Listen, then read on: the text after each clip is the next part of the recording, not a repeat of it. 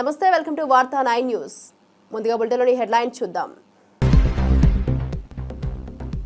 పాసమైలారం ఫ్యాక్టరీని పరిశీలించిన సీఎం రేవంత్ రెడ్డి. ఫ్యాక్టరీని గతంలో ఎప్పుడు తనిఖీ చేశారని అధికారులకు ప్రశ్న. ప్రమాదానికి కారణంపై సమగ్ర నివేదిక ఇవ్వాలని ఆదేశం.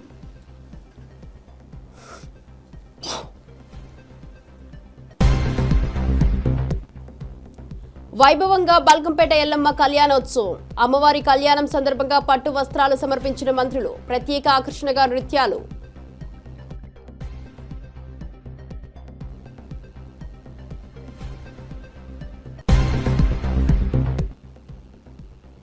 కస్టడీకి తీసుకున్న సిట్ అధికారులు. జైలు వద్ద చెవిరెడ్డి తీవ్ర భావోద్వేగం. లిక్కర్ స్కామ్లో సిట్ కస్టడీకి చెవిరెడ్డి. తనను అన్యాయంగా జైలుకు పంపారన్న చెవిరెడ్డి.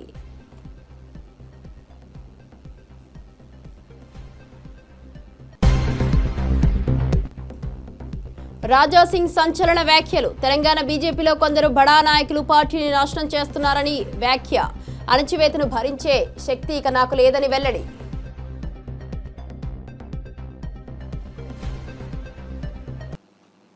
డీటెయిల్ చూస్తే సిగాచి కంపెనీ నిర్వహణ తీరుపై తెలంగాణ ముఖ్యమంత్రి రేవంత్ రెడ్డి తీవ్ర అసహనాన్ని వ్యక్తం చేశారు.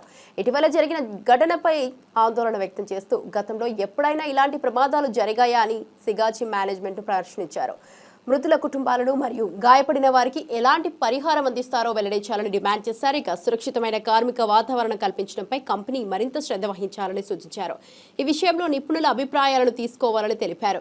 కంపెనీ నిర్వహణ విధానంలో మార్పులు తీసుకురావడం ద్వారా భవిష్యత్తులో ఇలాంటి ప్రమాదాలను నివారించవచ్చని రేవంత్ రెడ్డి సూచించారు. Board has to give some authorization to this person. Then this person can negotiate. This person can take a decision. If he is not competent authority, we are going to deal with him also. Tomorrow they will say that he is not authorized person. How come he has? No, Mr. Jacob. This question is, do you have a board resolution authorizing you to take? First, you get that board resolution. Unless until if there is no board resolution, you are not competent authority. Orally, they may say. Tomorrow they will say that he is not authorized person, he is looking after crisis management, he is not competent authority to negotiate with this deceased people or government. Tomorrow it will become a legal issue for department as well that deceased families.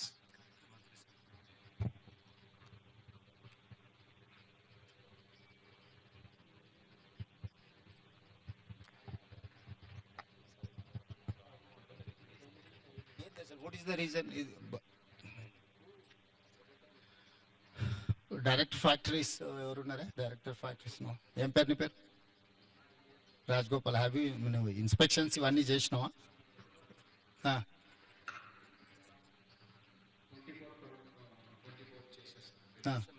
Okay, అంటే మొత్తం ఓవరాల్గా ఇది చేసిండ్రా? ఏమన్నా issues ఉంటే find out చేసి వాళ్ళకి ఏమన్నా షార్ట్ లిస్ట్ ఏమన్నా ఇచ్చిండ్రా?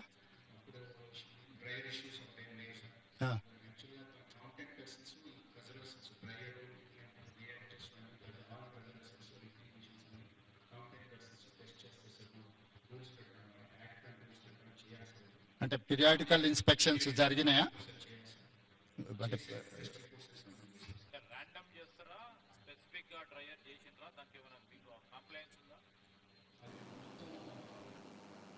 బల్కంపేట ఎల్లమ్మ తల్లి ఆలయంలో అంగరంగ వైభవంగా నిర్వహించిన కళ్యాణోత్సవంలో మంత్రులు కొండా సురేఖ మరియు పొన్నం ప్రభాకర్ పాల్గొన్నారు. ఈ సందర్భంగా అమ్మవారికి ప్రత్యేక పూజలు నిర్వహించి పట్టు వస్త్రాలను సమర్పించారు. ముఖ్యంగా రాష్ట్రం నలుమూలల నుంచి భక్తులు పెద్ద ఎత్తున విచ్చేసి ఆలయ ప్రాంగణాన్ని సందర్శించారు. ఈ పర్వదినం సందర్భంగా ప్రత్యేక పూజలు, గానం, నృత్యాలు మరియు భక్తుల మధ్య నిర్వహించిన కార్యక్రమాలు ప్రత్యేక ఆకర్షణగా నిలిచాయి. అమ్మవారి ఆశీర్వాదాలు అందుకుని భక్తులు తమ కుటుంబాల సుఖ సంతోషాలను కోరుకున్నారు. ఈ కార్యక్రమం సాంప్రదాయ భక్తిపూర్వకంగా నిర్వహించబడింది.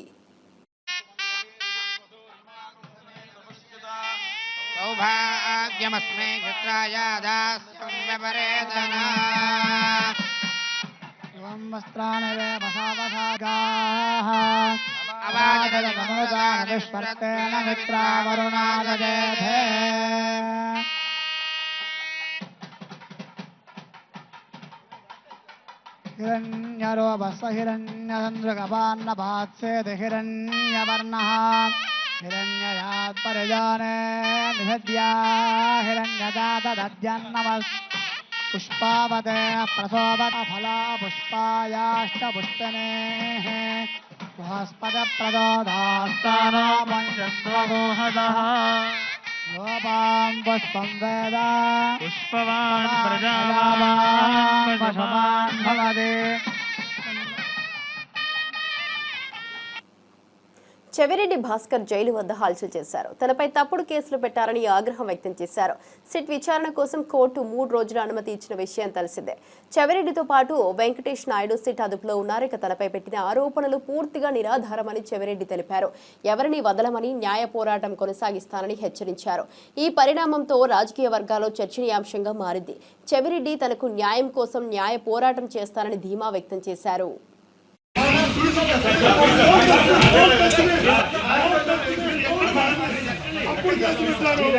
అన్యాయంగా జైలు పంపుతున్నారు. చుట్టూ ఒక గొప్ప గొప్ప దర్శకుడున్నాడు, ఒక రాజమౌళి, ఒక సుకుమారు గొప్ప గొప్ప దర్శకుడున్నాడు.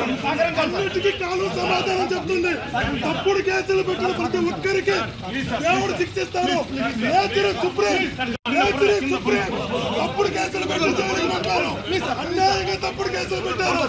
గొప్ప గొప్ప నటులంతా ఉన్నారు అక్కడ. గొప్ప గొప్ప దర్శకుడు భగవంతుడితో చెప్తున్నా తప్పుడు కేసు పెట్టి జైలు పంపుతున్నారు. తప్పుడు కేసుకి చాలా సమాధానం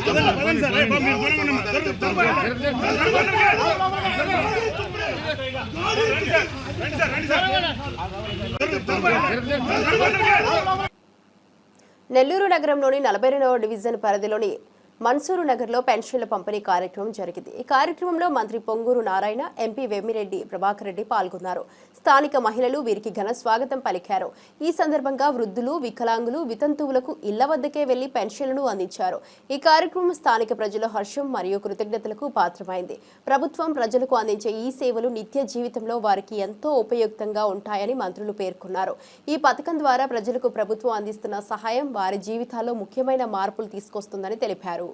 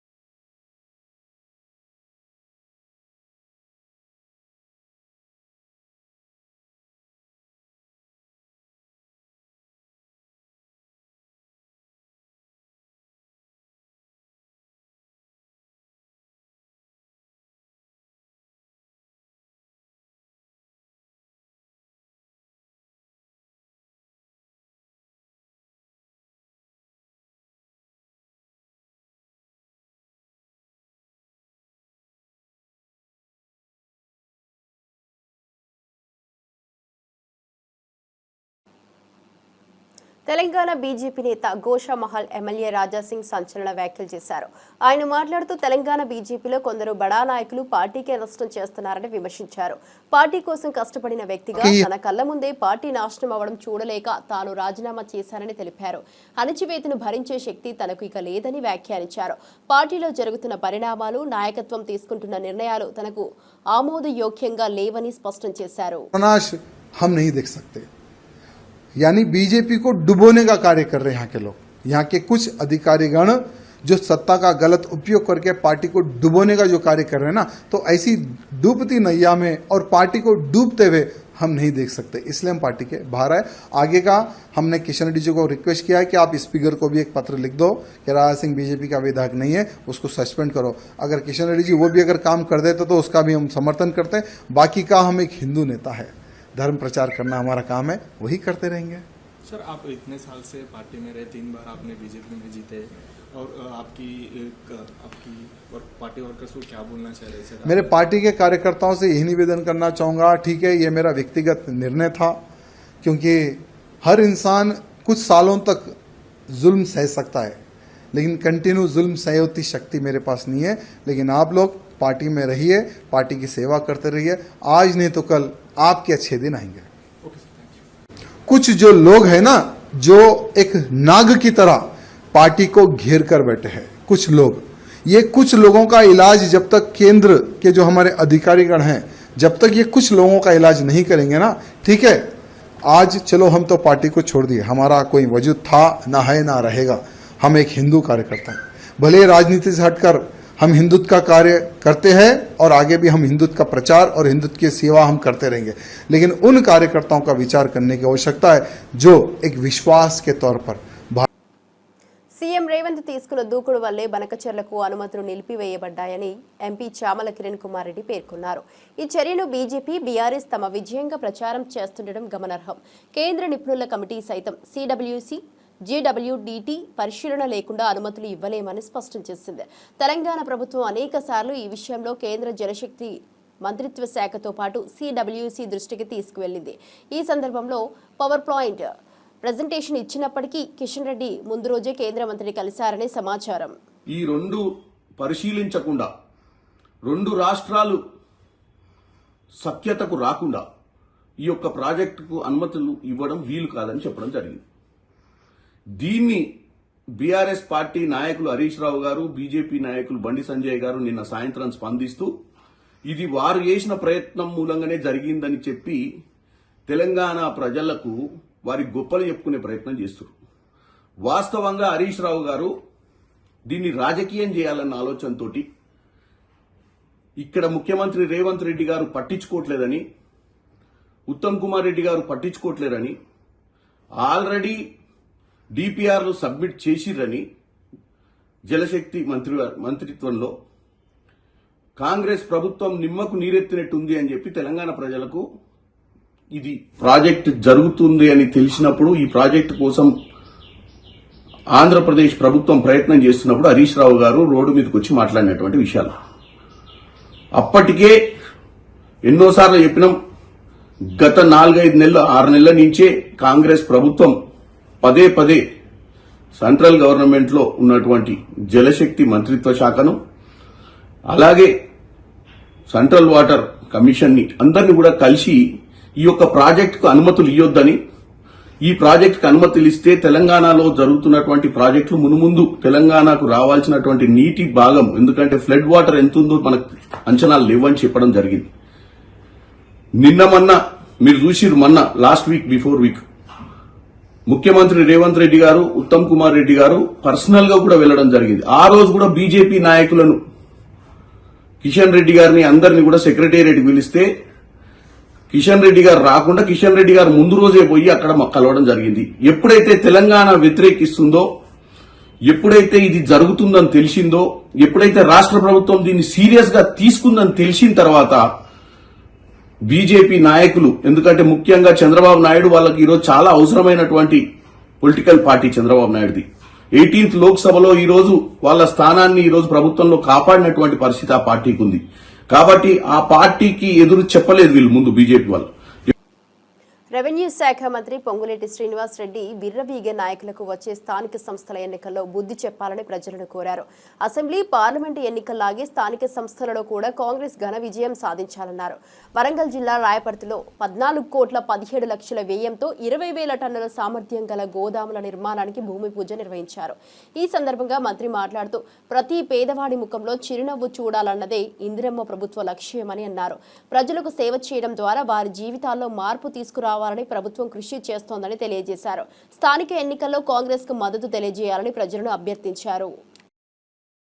పెంచుకొని కోరలున్నాయి కదా అని విర్రవీకే నాయకులకి మరొక్కసారి ఈ పాలకుర్తి ప్రజలు, పాలకుర్తి ఓటర్లు ఆ కోరలు మరొక్కసారి పేకాలి అని మనస్ఫూర్తిగా మీకు తెలియజేస్తున్నాను.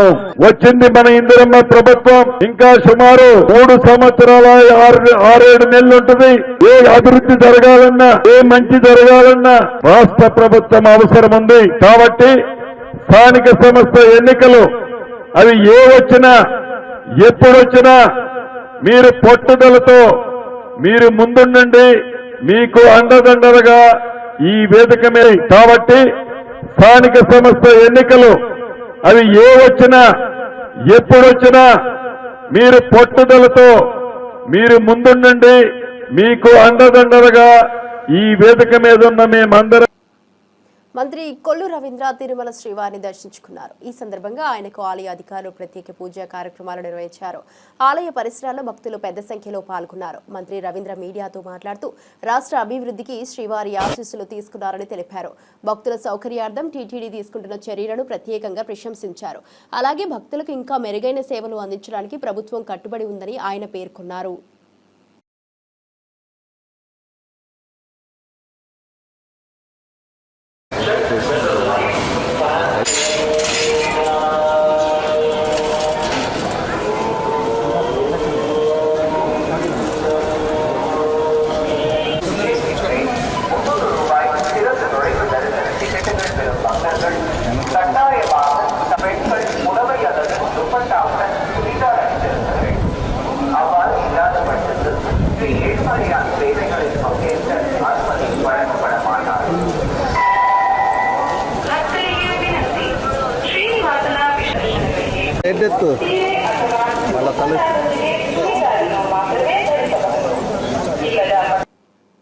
సంగారెడ్డి జిల్లా పాశమైలారం ఘటనలో తీవ్రంగా గాయపడిన పలువురు పటాన్ చెరువులోని ధృవ ఆసుపత్రిలో చికిత్స పొందుతున్నారు. ఈ నేపథ్యంలో సీఎం రేవంత్ రెడ్డి సహా మంత్రులు శ్రీధర్ బాబు, పొంగులేటి శ్రీనివాసరెడ్డి, దామోదర రాజనరసింహ, వివేక్ వెంకటస్వామి ఆసుపత్రికి వెళ్లి క్షతగాత్రులను పరామర్శించి వారి కుటుంబ సభ్యులతో మాట్లాడారు. అనంతరం వైద్య సేవలపై ఆరా తీశారు.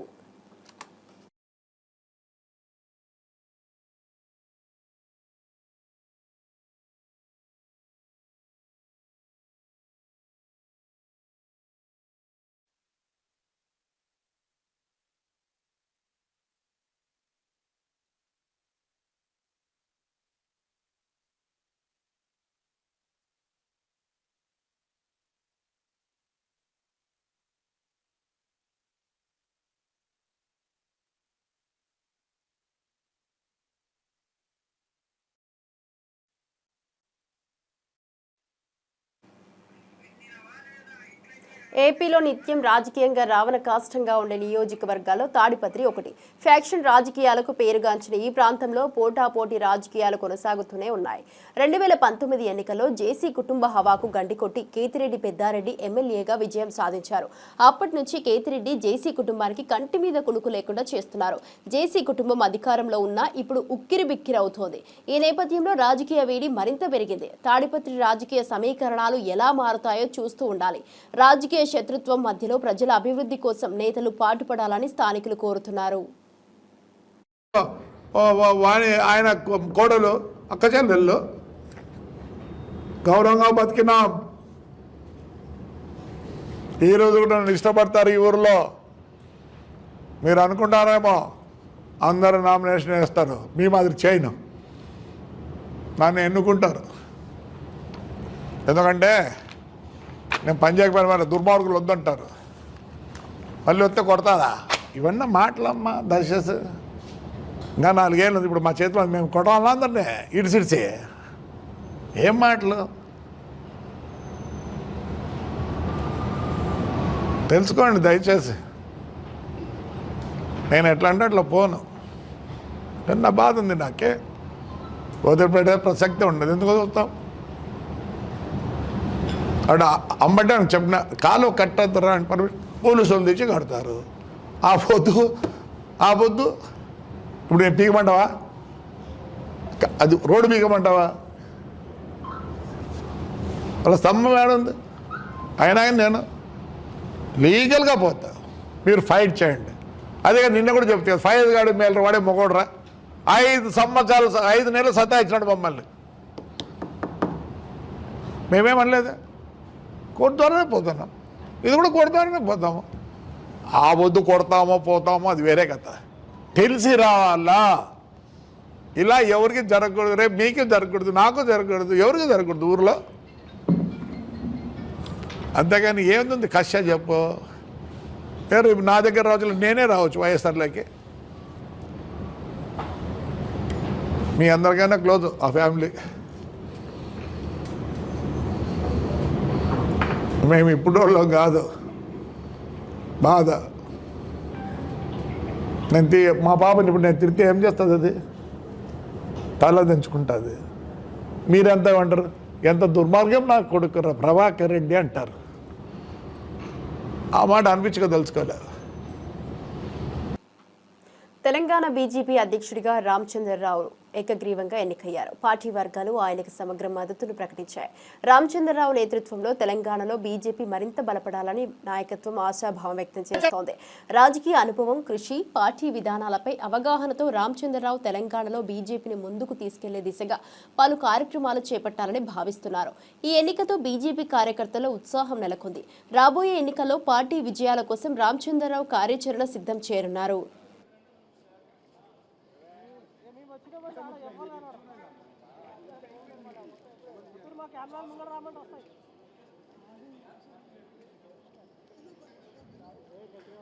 ఇప్పుడు నూతన అధ్యక్షులైన శ్రీ రామచంద్రరావు గారికి శుభాకాంక్షలు పార్టీ తరఫు నుంచి తెలియపరుస్తూ ఇప్పుడు వేద ఆశీర్వాదం ఇవ్వాల్సిందిగా శ్రీ నారాయణం చక్రవర్తి గారిని, సన్నిధానం శ్రీధర్ శర్మ గారిని, సన్నిధానం రామస్వరూప శర్మ గారిని, అన్నవజుల సూర్యప్రకాష్ గారిని, సుధాకర్ శర్మ గారిని తక్షణమే వేదిక మీదకి వచ్చి ఒక 2 నిమిషాలు ఈ కార్యక్రమం ముగించాల్సిందిగా కోరుతున్నాను.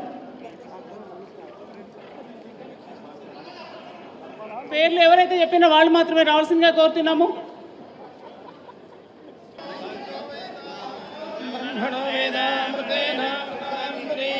తస్మై బ్రహ్మజ బ్రహ్మచ ఆయుః కీర్తిం ప్రజాందదో భాగధేయేనైవైనం ప్రణయతే బ్రాహ్మణారుషే ఉద్ధరేత్ బ్రాహ్మణో వై సర్వా దేవతా సర్వాభిరేవైనం దేవతాభిరుద్ధరతే యావదేర్వై దేవతాస్తా సర్వా వేదవిధి బ్రాహ్మణే విశోషాణో కృత ప్రతీకో కృతయో నిరేధే.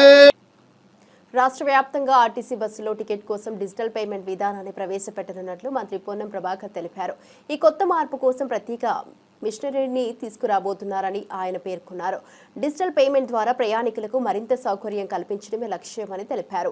ఈ పద్ధతి అమలులోకి వస్తే టికెట్ కొనుగోలు వేగవంతం అవడంతో పాటు ఖర్చులేని వ్యవహారాలు సులభతరం అవుతాయని మంత్రి తెలిపారు. ప్రయాణికుల సౌలభ్యం దృష్ట్యా ఈ కొత్త విధానానికి ప్రజలు మంచి స్పందన ఇవ్వాలని ఆశాభావం వ్యక్తం చేశారు.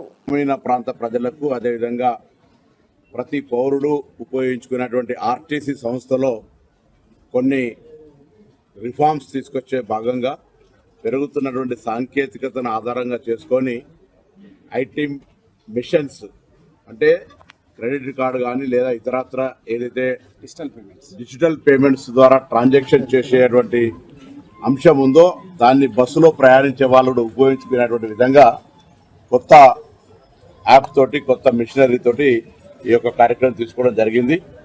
ఇప్పటికే హైదరాబాద్ లాంటి నగరంలో 3 నెలల కింద ప్రారంభమైన పథకం ద్వారా డిజిటల్ పేమెంట్స్ దాదాపు 16-20% దాకా పెరుగుతూ ఉంది. తెలంగాణలో ఇప్పటికే దాదాపు 9-10 వేల బస్సులు 6,000 బస్సుల పైన ఈ డిజిటల్ పేమెంట్ సిస్టమ్ కానీ అదేవిధంగా ప్యాసింజర్కు డెస్టినేషన్ ఇచ్చేటువంటి విధానం లోపల ఎటువంటి డిస్టర్బెన్స్ లేకుండా తొందరగా టికెట్ ఇచ్చేటువంటి విధంగా పంచుకొట్టడము వాటికి వీటికి ఆ మాన్యువల్ కాకుండా టెక్నికల్ సిస్టమ్ లోపల కన్వీనియన్స్ అండ్ అకౌంటబిలిటీ ఉండాలంటే దానికి సంబంధించిన డాటా అంతా కూడా హెడ్ ఆఫీస్లో సింక్రనైజ్ అయ్యి ఎప్పటికప్పుడు బస్సులో ఎంతమంది ప్యాసింజర్స్ ఉన్నారు, ఎక్కడి దాకా వెళ్తా ఉన్నారు, రెవెన్యూ ఏంది అనేది అంతా కూడా ఆన్లైన్ చెక్ చేసుకునే సిస్టమ్ లోపల ఈరోజు ఆర్టీసీని నూతనంగా తెలంగాణ బీజేపీ అధ్యక్షత బాధ్యతలు స్వీకరించిన మాధవ్ పార్టీ బలాన్ని పెంచుకోవాలని కార్యకర్తలను ఉద్బోధించారు. కూటమి మిత్ర ధర్మం పాటిస్తూనే రాష్ట్రంలో బీజేపీ ప్రభావం పెంచే దిశగా కృషి చేయాలని అన్నారు.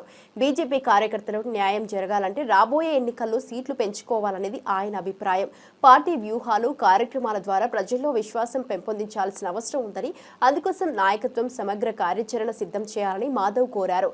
బీజేపీకి మరింత మద్దతు కూడగట్టేలా కార్యకర్తలతో సహకరించడం ముఖ్యమని ఆయన పేర్కొన్నారు. మన పార్టీలోనే భిన్నాభిప్రాయాలు ఉన్నప్పుడు మిగిలిన కూటమి పార్టీలతో న్యాచురల్గా ఉంటాయి. డెఫినెట్గా భారతీయ జనతా పార్టీకి చాలా పొటెన్షియల్ ఉంది. ఈరోజు 29 ఎలక్షన్స్ వచ్చేటప్పటికి డీలిమిటేషన్ జరిగి సుమారుగా 33% మహిళలకు రిజర్వేషన్ వెళ్తే సుమారుగా 33% సీట్లు కూడా పెరగబోతున్నాయి. కాబట్టి ప్రతి చోట మిత్రధర్మం పాటిస్తూ భారతీయ జనతా పార్టీని అంచెలంచెలుగా పైకి తీసుకొస్తారని చెప్పి మన అధిష్టానం నమ్మకం. ప్రతి ఒక్కరూ ఆశ మీద ఉన్నారు. మన భారతీయ జనతా పార్టీకి కూటమిలో అనుకున్నంత తీరులో లేదు. ఇది అందరూ చెప్పే మాట. మన పార్టీ బలపడాలంటే ఆర్థిక విధానంలో కూడా మనకు స్థానం కలిగాల. అసలు మనం ఎన్ని లిస్ట్ ఇచ్చినా కూడా కొన్ని పోస్టులు కూడా మనకి ఇవ్వడంలే. ఆ పోస్ట్ ఇచ్చేదానికి మాధవ్ గారు కృషిని పాత్ర వహించి కఠినంగా ప్రవర్తించాలి. అట్లయితే తప్ప ఇది పరిష్కారం కాదు. 8 నెలల్లో జరిగే ఎలక్షన్లు కానీ రేపు మన కోటా పెంచుకునేదానికి ఇప్పుడు కేవలం 10 ఎమ్మెల్యేలు 6 ఎంపీలే ఇచ్చారు. దాని మినిమం డబల్ చేయాలా. 12 మంది ఎంపీలకు 20 మంది ఎమ్మెల్యేలకు స్థానం చేయాలా. భారతీయ జనతా పార్టీ గనక కూటమిలో కలిసి ఉండకపోతే పరిస్థితులు ఏ విధంగా ఉండేయో రాష్ట్ర ప్రభుత్వానికి తెలియాలి. మాట్లాడితే అంటున్నారు 80% వాళ్ళది, 15% ఇంకో పార్టీది, మీకున్నది 5%. ఏందయ్యా 5%? It is ridiculous. తప్పనిసరిగా ఈ రాష్ట్రంలో ప్రభుత్వ ఆసుపత్రుల్లో సేవలు మెరుగుపరిచినట్లు వైద్య ఆరోగ్య శాఖ మంత్రి సత్యకుమార్ యాదవ్ తెలిపారు. వైద్యులు హాజరు శాతం 8 నుంచి 14% పెరిగిందని చెప్పారు. ప్రస్తుతం 1.43 కోట్ల మందికి ఎన్టీఆర్ వైద్య సేవలు అందుతుండగా వీటిని 1.60 కోట్ల మందికి విస్తరించడమే లక్ష్యంగా ఉందని వెల్లడించారు. విజయవాడ ఆరోగ్య విజ్ఞాన విశ్వవిద్యాలయంలో జాతీయ వైద్యుల దినోత్సవం సందర్భంగా మంత్రి సత్యకుమార్ పాల్గొన్నారు. వర్సిటీ వైస్ ఛాన్సలర్ చంద్రశేఖర్తో కలిసి ఉత్తమ వైద్యులను సన్మానించారు. సత్కారం పొందిన వైద్యులు సేవా సంకల్పాన్ని మరింత బలోపేతం చేస్తామని వెల్లడించారు. వైద్య సేవలు అందించడం కోసం ఎన్టీఆర్ వైద్య సేవని పటిష్టం చేశాం. 25 లక్షల దాకా ఉచితంగా టెర్షరీ హెల్త్ కేర్ ను కూడా ఉచితంగా రాష్ట్ర ప్రజలకు అందించే ప్రయత్నం చేస్తున్నాం. రాష్ట్రంలో నాణ్యమైన వైద్య విద్యను కూడా విద్యార్థులకు అందించడమే కాకుండా ఆయుష్ వ్యవస్థను కూడా ఇవాళ దాన్ని పటిష్టపరిచే దిశగా కూడా అనేక నిర్ణయాలు తీసుకోవడం జరిగింది. అవినీతి కూడా 61% నుంచి 40% తగ్గిందని ప్రజలు చెప్తున్నారు. ఓపీ సేవలు 8 నుంచి 14% పెరిగిందని ప్రజలు చెప్తున్నారు. 17% ఐపీ సేవలు పెరిగాయని చెప్తున్నారు. ఇవన్నీ మేము తీసుకొచ్చిన మార్పుకు ఒక సంకేతంగా నేను ఈ విధంగా తెలియజేసుకుంటూ చాలా రోబస్ట్ మెకానిజాన్ని ఎఫ్ఆర్ఎస్ సిస్టమ్ తీసుకున్నాం, ఫేషియల్ రికగ్నిషన్ సిస్టమ్ తీసుకొచ్చాం. గతంలో కూడా ఉండేది. అయితే వాటిలో ట్యాంపరింగ్ ఇంప్లిమెంట్ చేస్తున్న వాళ్ళని టర్మినేట్ చేయడం జరిగింది ఇటీవల. అదేవిధంగా ముందు నోటీసు ఇస్తున్నాం, కొన్ని రోజుల తర్వాత అర్నల్ లీవ్ను కూడా చేస్తున్నాం. అంటే వాళ్ళు అర్నల్ లీవ్ను కూడా కట్ చేస్తున్నాం. తద్వారా 8% పెరగడానికి కారణం అది. 8 నుంచి 14% ఇవాళ డాక్టర్లు అందుబాటులో ఉంటున్నారని ప్రజలు అంటున్నారు. ఇంకా కఠిన చర్యలు నిర్ణయాలు తీసుకోవడానికి కూడా ప్రభుత్వం వెనకాడబోదు. ఎందుకంటే ఈ ప్రభుత్వానికి ప్రజలకి, పేదలకి, ప్రభుత్వ ఆసుపత్రులకు వస్తున్న పేదలకి ఒక నాణ్యమైన వైద్య సేవలు అందాలి. ఆ విషయంలో ఎటువంటి రాజీ ప్రభుత్వం పడదు. అవసరమైతే కఠిన నిర్ణయాలు కూడా తీసుకుంటుంది, చర్యలు కూడా డాక్టర్ల మీద. ప్రజలకి, పేదలకి, ప్రభుత్వ ఆసుపత్రులకు వస్తున్న పేదలకి ఒక నాణ్యమైన వైద్య సేవలు అందాలి. ఆ విషయంలో ఎటువంటి ఇవి ఇప్పటి వరకు నా బులెటిన్ అప్డేట్ చూస్తూనే ఉండండి వార్తా 9 న్యూస్.